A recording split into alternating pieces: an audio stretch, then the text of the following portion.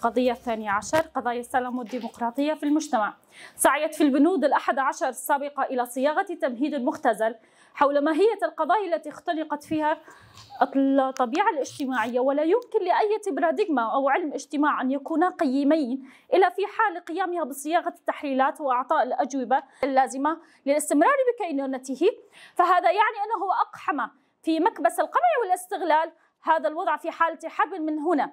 فبالإمكان تعريف التاريخ على أنه حالة حرب المدنيات ضد المجتمع عندما لا تقوم الأخلاق والسياسة بوظيفتهما، فهذا يعني أنه لم يتبقى سوى شيء واحد فقط باستطاعة المجتمع القيام به، ألا وهو الدفاع الذاتي. فحالة الحرب هي حالة غياب السلام، بالتالي لا يمكن للسلام أن يكتسب معناه إلا بتأسيس على الدفاع الذاتي، والسلام الخاوي من الدفاع الذاتي ربما يعتبر عن الاستسلام والعبودية. أما العبوة المسماة بالسلام الخيالي من الدفاع الذاتي بل وحتى بالاستقرار الديمقراطي والوفاق والتي تفرضه الليبرالية في راهننا على الشعوب والمجتمعات، فلا تعتبر سوى عن مؤامرات مهيمنة الطبقة البرجوازية بالقوى المسلحة الغارقة فيها حتى الحلق بشكل أحادي الجانب، أي أنها تسير مقنع لحالة الحرب. أما إظهار السلام المجرد من الدفاع الذاتي على أنه سلام حقيقي فيتجلى كمحاولات حديثة تبذلها هيمنة الرأسمال الإيديولوجية. أما تاريخيا فيعبر عن السلام عن ذاته بأشكال أكثر اختلافا تحت اسم مصطلح المقدسة، والأديان عموما حافلة بهكذا مصطلحات، ونخص بالذكر الأديان المصبوغة بالطابع الحضاري. يا هل ترى أنه الدولة تظهر بمعنى أنه أمام الرأي العام أنها حمامة سلام، ولا هي بحاجة لهدنة نتيجة تنظيم صفوفها، نتيجة إعادة ترتيبها؟ يعني شنو معناه هذا؟ تعظيمهم بشتى أنواع الأسلحة، وإنما الحل يكون سياسيا اجتماعيا أخلاقيا ضمن أسس تحاورية واجتماعية مفروضة على الطرفين. إذا كان أحد الطرفين غير مجرد من السلاح فالحل السياسي أو الديمقراطي لن يصح. فالحل اللي توصل له أوجلاً أنه لازم يكون كلا الطرفين منزوعين السلاح على طاولة تحاورية ودائرية لا رئيس ولا مرؤوس، ومع احترام الأخلاقية أو الأسس الأخلاقية، الأسس الحياتية المجتمعية، مع احترام كافة المكونات وتحت أساس التعايش السلمي. القائد لما عم بيقول قضية السلام معناها أنه هو ساعي لحل هذا القضية، يعني أنه يكون السلام بكل حذافيره. ان كانت يعني السلام لما نحن هلا عم ندعي لجنه التفاوض عم بتروح حتى طاوله الحوار، نحن ندعي القائد اللي طرح السلام انه يكون هو يجمع جميع المكونات بجميع الحقوق، ان كانت الاديان ان كانت القوميات، يعني عدم الانكار للهويات بكافه المكونات، وحتى عدم الانكار للاديان ولاي حتى الطوائف، يعني يكون انه بكل حذافيره تطبق على طاولة السلام. حتى اللغات، يعني لما القائد يقول بكل قضايا، حتى قضية الحرية ناقش على القضية، طالما عم بقول انه قضية معناها في حرية لكن مو مطبقة، يعني طالما صارت الموضوع فيها القضية معناها في شيء اسمه قمع صاير فيه. يعني القائد عم يوضح انه القضية مثلا كانت الحرية او كانت السلام او كانت الديمقراطية، بما انه صايره القضية معناها في قمع او ما في مساواة او ما في سلام على ارض الواقع. فالقائد عم يطرح قضايا السلام في المجتمع الديمقراطي لحتى نكون ديمقراطيين وسالمين، يعني ان كان ذهنيا وان كان بالسلاح، يعني لازم نكون انه نوصل السلام بحذافيره. يعني هو السلام دوم افضل من السلاح. يعني السلاح ما هي وراءه خراب ودمار وقتل والنهب والسلب بشكل يعني بين الدوله والشعب.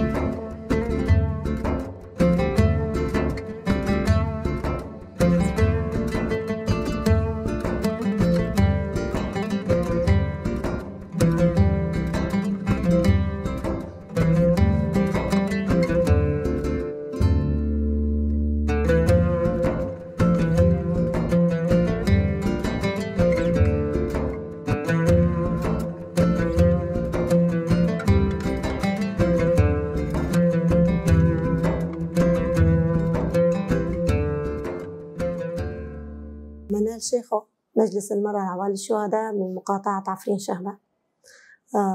ذات صرنا على مدة شهرين نحن عم نقرأ المانيفستو الثالث، الجزء المانيفستو الثالث سوسيولوجيا الحرية للقائد عبد الله أوجلان. من ضمن هذا المانيفستو تعمقنا أكثر شيء هي على دور المرأة وماذا تعني المرأة ضمن المجتمع وما هي دور المرأة. فمن قراءة المانيفستو والأطروحات التي طرحها القائد عبد الله أوجلان أعطى الأهمية الأكبر والدور الأكبر للمرأة لحتى تتعرف عن ذاتها وما هي دورها وما هي حرية المرأة.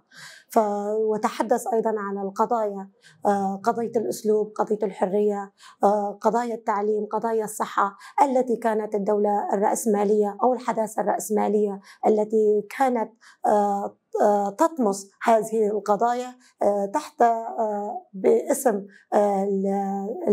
تحت اسم الديمقراطية. ولكن القائد عبد الله أوجلان نوه من هذه القضايا لحتى نكون ونبحث عن القضايا الحقيقية بالنسبة للحرية وحرية المرأة وحرية المجتمع بالأكمل. ونقول دائما لا يوجد أي أحد يعطي حق المرأة مثل ما طرح القائد عبد الله أوجلان ونادى بحرية المرأة فعليا. ولا يجب علينا أن نكون في جميع المجالات إن كانت السياسية أو الاجتماعية أو الاقتصادية، ويكون لنا دور فعال وليس مثل ما عملوا الحداثة الرأسمالية التي أخذوا المرأة بدور السلعة وأداة فقط. والقائد رفض هذا الشيء وعطى دور الحقيقي للمرأة. ونقول لجميع النساء الكل يجب علينا أن نتعمق بفكر فلسفة القائد عبد الله أوجلان وأن نقرأ جميع المانيفستويات التي طرحها القائد.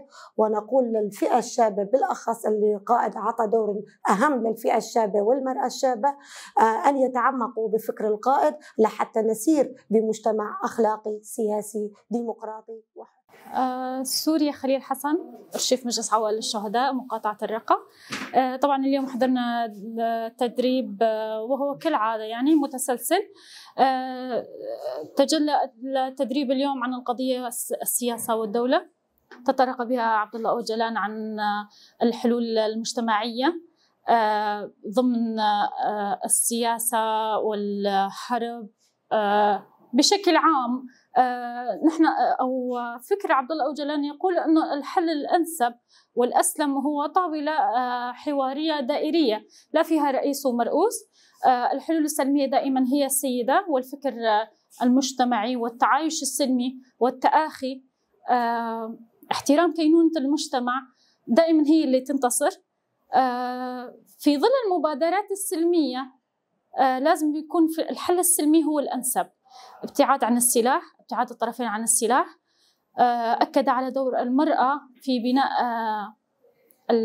الأسرة السليمة، يكون في بناء مجتمع كامل سليم، مجتمع متحرر ذهنيا على فكر القائد عبد الله أوجلان.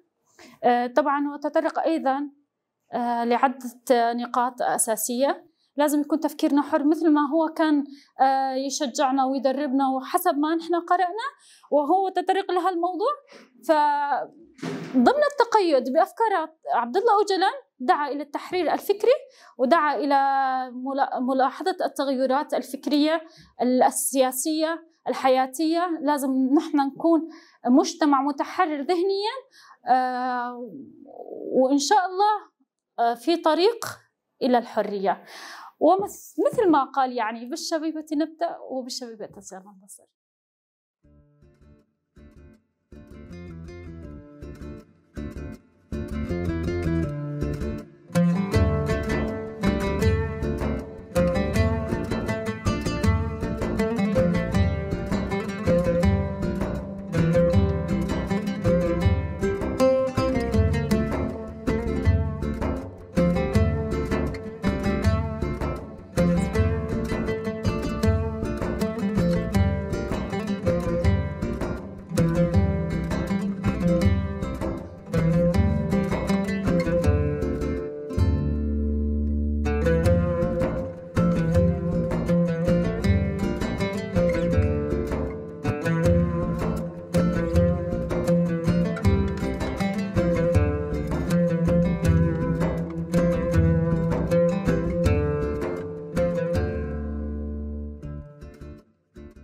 محمد محمود هويدي. طبعا استفدنا من مجلد القائد الفكر، الثقافة، السياسة، لأنه في بعض الدول كانت غائبة عن الساحة ولكن فشلت بسبب عدم الفكر وعدم الانتباه، ولكن بفكر القائد استطعنا أن نكون تنظيميا قوة عظمى.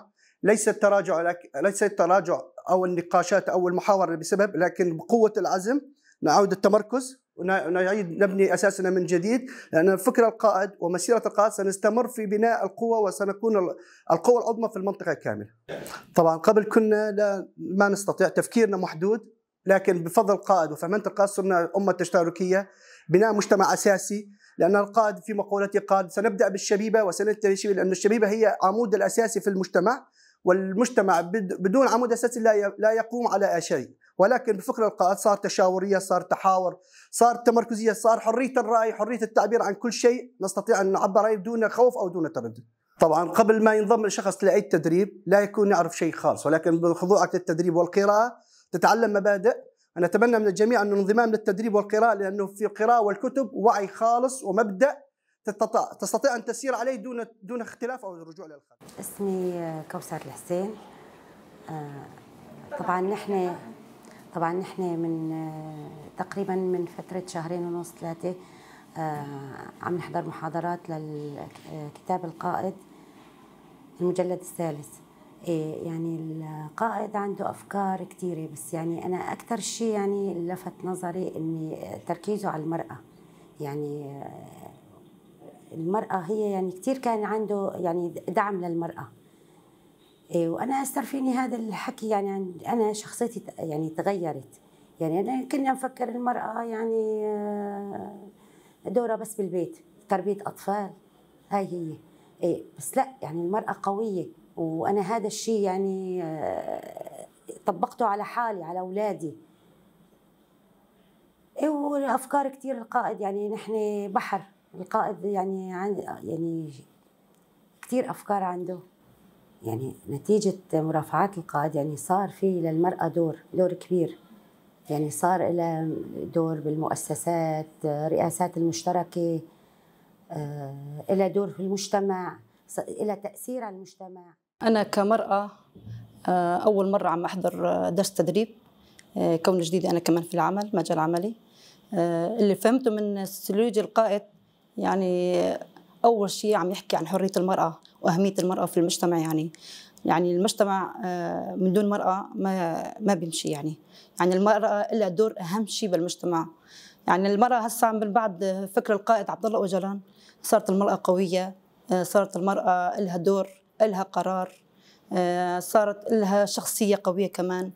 يعني أهم شيء القائد يعني أعطى المرأة الحرية وأعطى أهمية للدور للمرأة.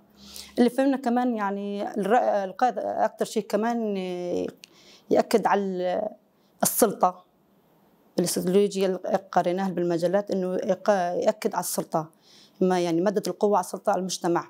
يعني اللي فهمنا منه إن القائد يريد الحرية لكل المجتمعات، مو لشخص شمال سوريا بس، لكل أنحاء العالم يريد السلام.